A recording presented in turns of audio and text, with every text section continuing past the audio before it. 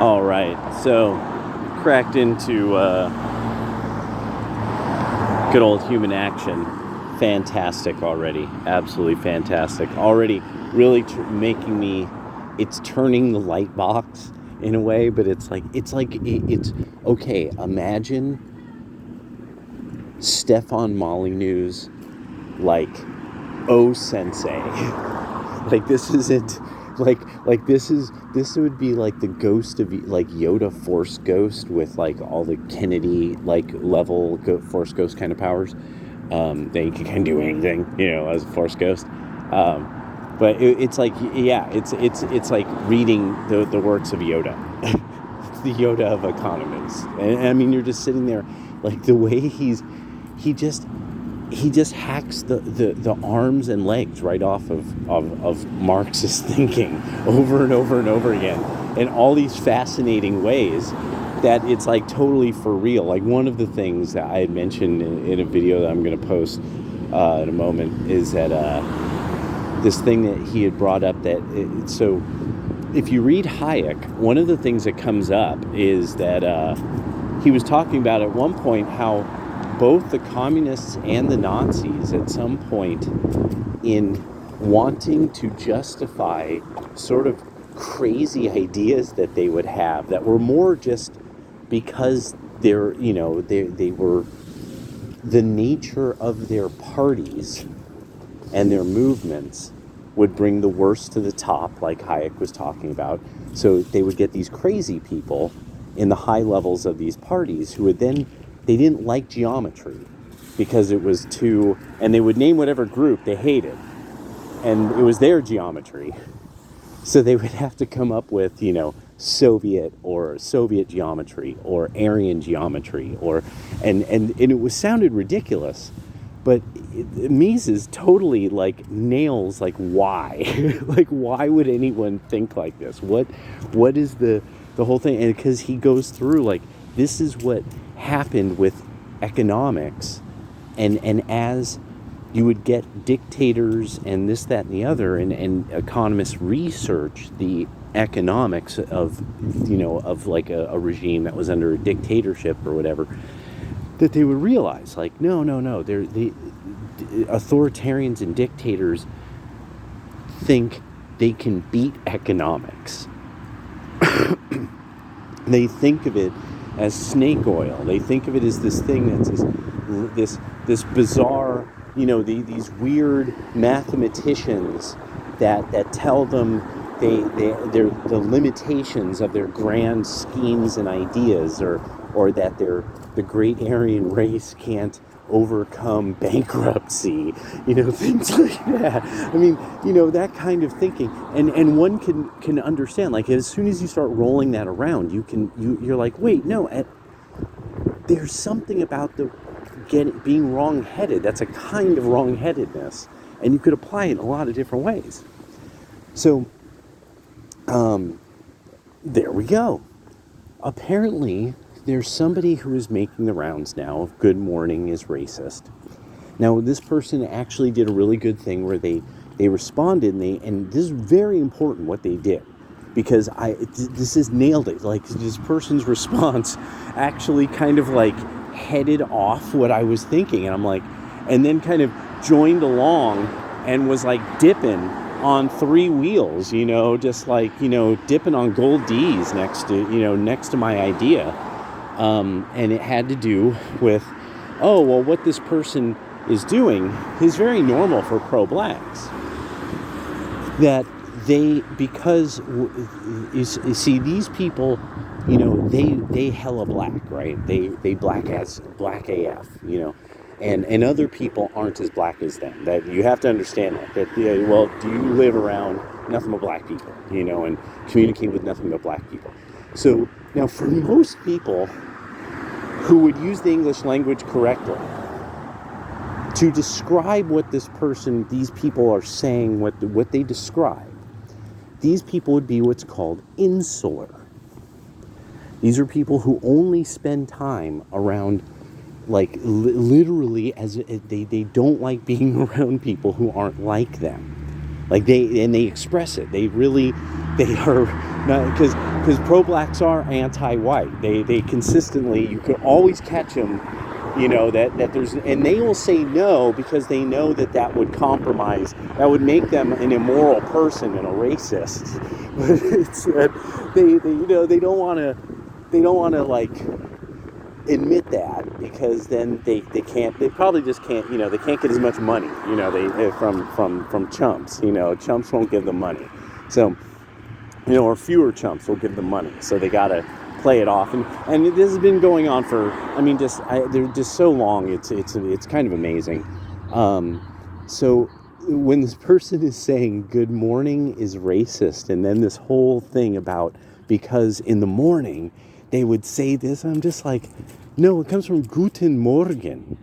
And that's the thing, is Guten Morgen. This would be this is something that went into English and a very long time ago. Like an extremely long time ago. So Guten Tag and Guten Morgen are these two hellos, but even that isn't the way it's like. If you go to different parts of Germany, like you get Moin Moin for hello and good day. There's one section of Germany where they say Servus, and which literally this person had to explain. That evolved from literally going up to the Roman wall in Germany and saying service, like servus, and that to attract a guard so that you could be let into that part of Germany, into Alemannia. And so it's this is all wrong. Like, this person's coming up with this thing. So apparently what this person's talking about is that, once again, this misunderstanding of, okay, most people who were slave owners had very few slaves. They had pretty tight land holdings, and this was all low technology, with people who could barely feed themselves. Like, no one gets how hard surviving in early America was. And so it's like, if somebody is, and then there's a whole section of the country that the reason they're against slavery is because these people are religious fanatics. And they're considered such. And they had knife fights. Like, white people fought each other with knives and pistols over this. And not even, I went into the whole thing of Cassius Clay. So yes, Muhammad Ali's actual, like, who was he named after? He was named after Cassius Clay, famous abolitionist. And one of the most fascinating of his stories was when, during one of the many assassination attempts against him, the bullet deflected off of his notorious Bowie knife, which he then proceeded to draw and cut off the man's nose. A fate not uncommon in that time of America. Cutting off the ears and noses of people was another thing that like people did to one another. So people who are thinking, oh yeah, but white people were hella cool to one another. No. And they didn't consider each other all the same people either. And so that's one of the reasons why you have some people who had big plantations, and that if you look up their heritage, they're actually from the island of Barbados. So one of the things that really hit me about all of this, even what this person said, so you see, pro-blacks always want to claim that they have this super black knowledge, but in any other context, if it was like some white person saying something extraordinarily strange, and they're very insular and they only stay around one community, I'm sorry, maybe people might refer to this as the right wing, that you wouldn't believe a thing they said until they proved it. But because this was a person who's from an insular aspect of Black Americana, the crazy things are true inherently. So it was, yeah, and it's that diversity in this aspect, her actually having to deal with other people other than blacks, so that she would know, like, they come Guten Morgen, and that you would have even had at the time, like into the 1800s, you would have had people that when they arrive in the United States, they would say good morning in a variety of ways, because the British Isles, the people weren't even all universally speaking English. And then in a way that was standard, which is why Black American English sounds the way it does. They were copying the kind of English that a specific group of white people spoke. So, yeah, all the time I'm like, what the fuck, but that's the thing is now, so she's like, oh, people have forgotten this, but the thing is, no, what people like her have forgotten, is Thelonious Monk, and also that's not probably her kind of people's music. That's the other part of this. A part of this is just class. There's certain kinds of black people who have to make things up. They stay very insular. They stay among their own and stuff and tell each other these wild and crazy stories about how it really happened. Just remember that. Just remember, now they have a political movement that says that they can never be wrong. And soon it won't have any more funding, probably. Or it'll have a real hard time finding it. Magically, the money just vanished. I don't know what happened. We called Saul and we called Mortimer, but they didn't pick up. No, anyway, no, I was joking. No, so, but one of the things that this then kind of made me think about was that insular quality then made me think of, wait, as opposed to, and now think about this, what would that be opposed to? They only stay within their own, they only hang out with each other, they in fact decorate, she had her neck tattoos and everything, and had the nose rings, 2 different kinds of nose rings and stuff, and the hoops, don't be taking those, Becky, so but so as opposed to what? Black man with a fade and a suit in Germany, learning the German language after he had been in the armed forces and got stationed there, and he's learned how to speak it fluently, and he is learning all the things, like in this town, in this area they say moin moin, in this part of, but that's kind of the old people thing. There's this other part they say servus, it's like, it's if you go to a bar, and stuff, and you get to know people there, you could, servus, and there's Kamraden, yeah, servus Kamraden, and so and there's a bunch of others. There's actually, it was like 8 or 9 different things for good morning. I was actually really surprised how many in German. But most of them were really kind of rare. Like German people, you'd have to live there. That's the concept, to hear a lot of them. So anyway,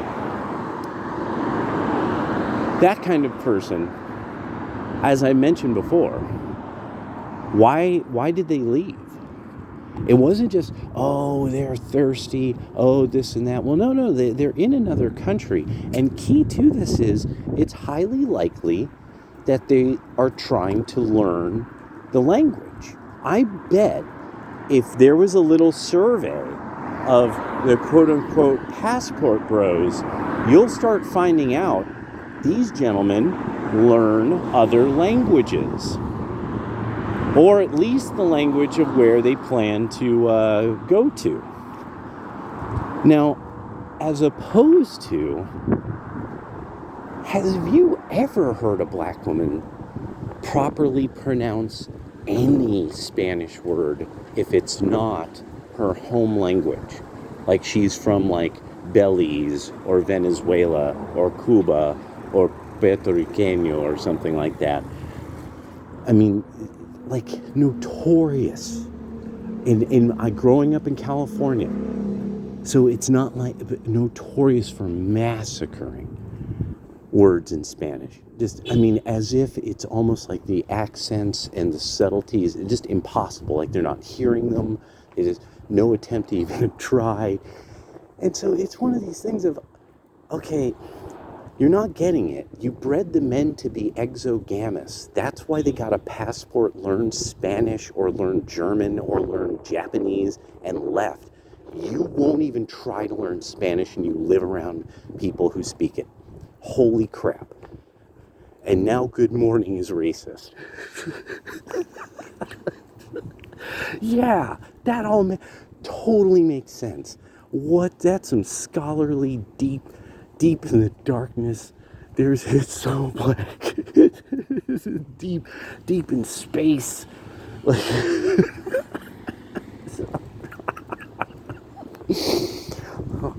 so deep. It's so deep in the blackness. So I'm just, yeah, that was just this moment where I'm like, again, you get this thing of you've bred the men to spread fundamentally the genetics outside of the group, and you're doing a great job. But it's fascinating to see the complete nadir of that, the quality of the insular females of the group. That it's just like, and that you get like, this would be a group that would. I mean, like, just think of. I mean, I'm just sitting back, kind of like, wait. So there's never a moment where you're not the victim of racial hostility. And so then you kind of get this feeling of like, it's almost like I'm seeing this story of a people develop. Why does this seem so familiar? There's a logic happening here. What is it? A people far from their home, lost in history, learning from the arts of the Egyptians. Oh, and then Tariq Nasheed ascended the mountain. No longer will we say good morning, because it's never a good morning. Damn, we mad as fuck all the time. All right.